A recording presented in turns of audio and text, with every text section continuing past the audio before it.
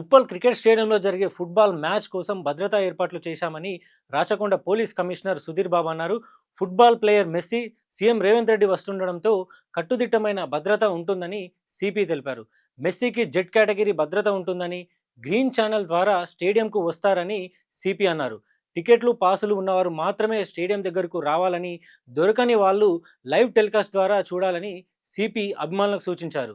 Match సందర్భంగా 3,000 మంది పోలీసులు ఆన్ డ్యూటీలో ఉంటారని సిపి అన్నారు. No passes would be sold at stadium. Stadium దగ్గర ఏ పాస్లు అమ్మబడవు అని ఆన్లైన్ లోనే ఆల్రెడీ అమ్మడం జరిగింది. సో ఎవరైతే పాస్లు ఉండవో వాళ్ళు స్టేడియం దగ్గర రావద్దు. ఎవరైతే పాస్లు లేకుండా ఉంటారో వాళ్ళు స్టేడియం దగ్గర రావద్దు.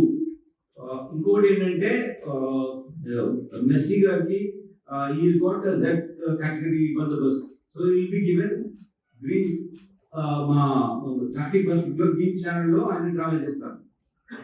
So there is no one will be allowed on the roads generally traffic perspective. So vehicle will be moving very speed. So there is no chance of seeing him also. We are then చూడొచ్చు అని stadium దగ్గరకు వస్తే కనపడుతుంటే that is also not possible. So what we are requesting is there will be good telecast, live telecast ఉంటుంది.